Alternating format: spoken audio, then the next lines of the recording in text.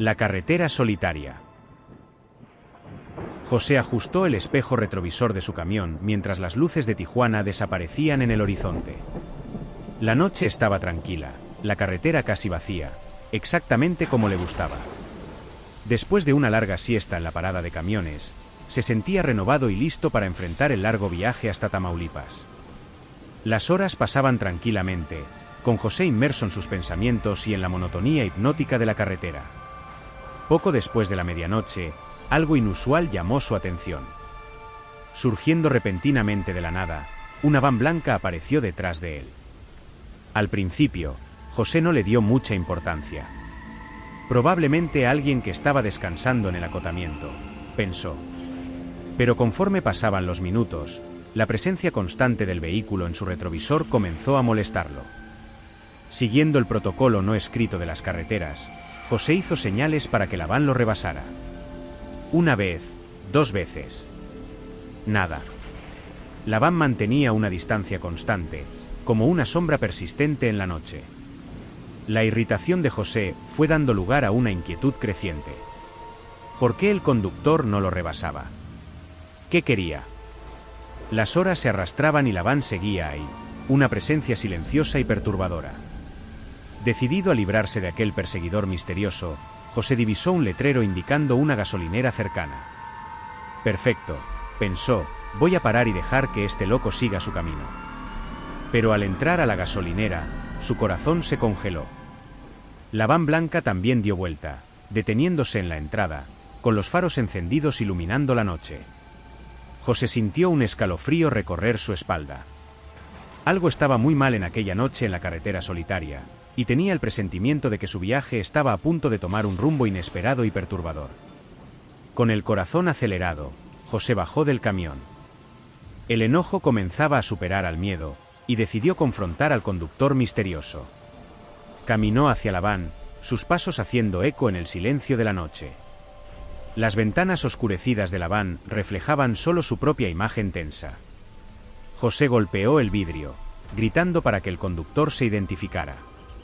Silencio. Frustrado, amenazó con llamar a otros camioneros para lidiar con la situación. De repente, el motor de la van rugió cobrando vida. Con un movimiento brusco, el vehículo arrancó, casi atropellando a José. Él se quedó parado, observando las luces traseras desaparecer en la oscuridad, una mezcla de alivio y confusión apoderándose de él. Alterado, José regresó a su camión. Decidió esperar unos minutos más, fumando un cigarro para calmar los nervios antes de retomar el viaje. La carretera frente a él parecía aún más solitaria y amenazante ahora. Media hora después, José estaba de vuelta en la carretera. La noche avanzaba, y él comenzaba a relajarse, convenciéndose de que el extraño incidente había quedado atrás. Pero su alivio fue corto. A las 3 de la mañana, como una pesadilla que se niega a terminar, la van blanca surgió nuevamente. José no podía creerlo.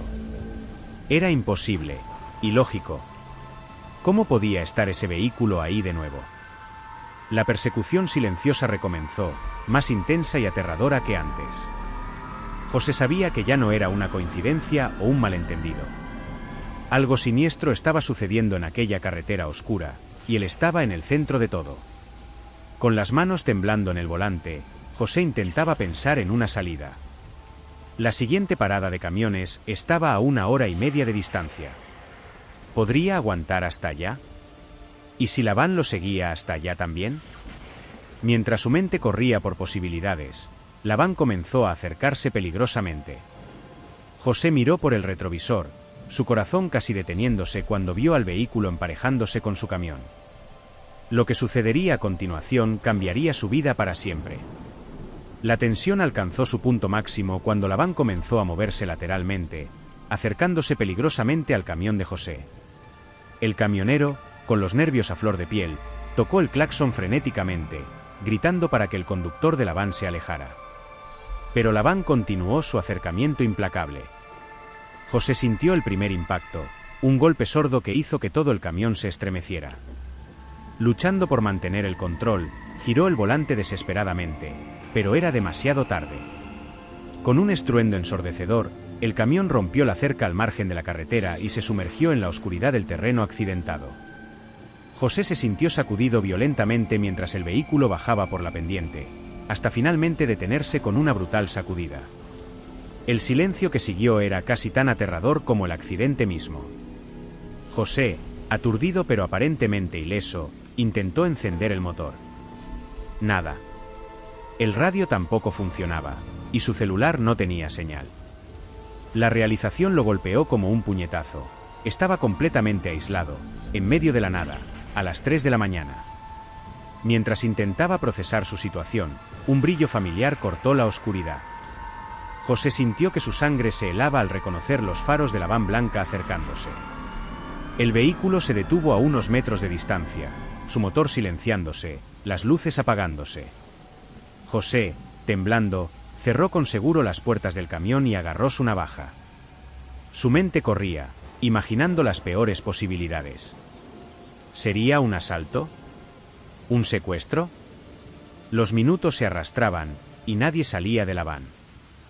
Finalmente, reuniendo todo su valor, José decidió que necesitaba enfrentar lo que fuera que estuviera sucediendo.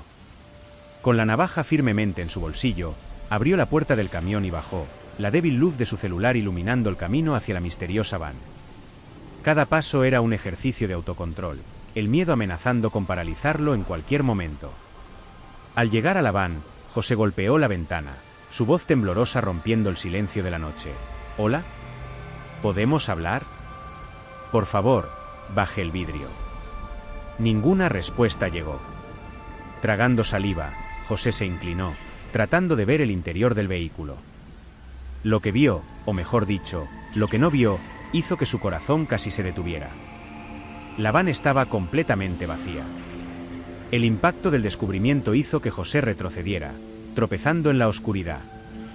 La van estaba vacía, cubierta de polvo y telarañas, como si hubiera sido abandonada hace años. ¿Cómo era posible? ¿Quién o qué había conducido el vehículo durante toda la noche? Con manos temblorosas, José abrió la puerta de la van, confirmando lo que sus ojos apenas podían creer. El interior estaba lleno de basura y escombros, el olor a moho y abandono impregnando el aire. Era como si la van hubiera sido dejada allí hace mucho tiempo, en lugar de perseguirlo por la carretera momentos antes. Un escalofrío recorrió su espalda cuando la realidad de la situación comenzó a asentarse. Esto no era normal. No era lógico. Era algo sobrenatural. Decidido a volver a la relativa seguridad de su camión, José se dio la vuelta rápidamente. Fue entonces cuando lo vio, una figura sombría parada a unos metros de distancia, parcialmente iluminada por los faros aún encendidos de su camión. El corazón de José casi se detuvo. La figura era de un hombre, pero había algo mal en su postura, algo antinatural. «Hola», llamó José vacilante, su voz temblando. La figura no respondió. En cambio, hizo un gesto silencioso con la mano, invitando a José a seguirlo. Contra todo sentido común, movido por una curiosidad que superaba el miedo, José comenzó a caminar hacia el extraño. A medida que avanzaban por la vegetación baja, José notó un olor pútrido en el aire, como de carne en descomposición. La figura frente a él se movía con una gracia antinatural, casi flotando sobre el terreno irregular. Después de lo que pareció una eternidad, la figura se detuvo abruptamente. José, jadeando y asustado, miró alrededor, tratando de entender lo que estaba sucediendo. Fue entonces cuando sus ojos se fijaron en el suelo, en el punto exacto donde el extraño estaba mirando fijamente. Allí, parcialmente cubiertos por la vegetación e iluminados por la débil luz de su celular, había 3 cuerpos en avanzado estado de descomposición. José sintió que el aire escapaba de sus pulmones, el horror de la escena frente al casi insoportable. Cuando finalmente logró apartar la mirada de los cuerpos y buscar a la figura misteriosa, ésta había desaparecido. José estaba solo con su macabro descubrimiento, el silencio de la noche roto solo por el sonido de su propio corazón acelerado. Con el corazón desbocado y las piernas temblorosas, José corrió de vuelta a su camión. La misteriosa van había desaparecido, como si nunca hubiera existido. En un destello de lucidez en medio del pánico, intentó encender el motor nuevamente. Para su sorpresa y alivio, El camión rugió a la vida de inmediato. José condujo de vuelta a la carretera principal con las manos temblorosas, lágrimas corriendo por su rostro. Su mente trataba de procesar los eventos surrealistas de la noche. Tan pronto como consiguió señal en el celular, llamó a la policía, reportando su terrible descubrimiento. Llegando a la siguiente parada de camioneros, José encontró a 2 colegas de profesión. Al ver su estado, corrieron a ayudarlo. Entre sollozos y pausas para recuperar el aliento, José logró contar su increíble historia. Mientras sus amigos lo consolaban, el celular de José sonó. Era un detective, queriendo hacer preguntas sobre lo que había encontrado. José explicó dónde estaba y, media hora después, 2 detectives llegaron al lugar. El interrogatorio fue tenso. José sabía que su historia sonaba absurda, pero contó todo, desde la misteriosa van hasta la figura sombría que lo guió hasta los cuerpos. Para su sorpresa, los detectives no parecieron descartar completamente su relato. Uno de los investigadores le mostró a José una foto. Era la misma van blanca que lo había perseguido. El detective explicó que el vehículo pertenecía a 3 estudiantes de periodismo desaparecidos hacía semanas. Iban camino a Ciudad Juárez para un reportaje sobre mujeres desaparecidas, pero nunca llegaron a su destino. Las víctimas encontradas por José eran estos mismos estudiantes, asesinados a tiros. Los detectives querían asegurarse de que José no tuviera conexiones con grupos criminales, pero su peculiar historia y su evidente estado de shock parecían convencerlos de su inocencia. Mientras los detectives se preparaban para partir, le pidieron a José que se pusiera en contacto si recordaba algún detalle más. José se quedó allí, aturdido, tratando de procesar todo lo que había sucedido. ¿Por qué aquellas almas perdidas lo eligieron para revelar la ubicación de sus cuerpos? ¿Por qué fue el perdonado del destino que supuestamente había acaecido a otros camioneros que habían desaparecido en esa carretera? La noche había dejado a José con más preguntas que respuestas, y con la certeza de que el mundo era un lugar mucho más misterioso y aterrador de lo que jamás había imaginado. En los días y semanas que siguieron, José se encontró profundamente afectado por los eventos de aquella fatídica noche. El regreso a su rutina como camionero resultó ser un desafío mayor de lo que podría haber imaginado. Cada vez que entraba en su camión, José sentía un escalofrío, recordando la persecución fantasmagórica de la van blanca.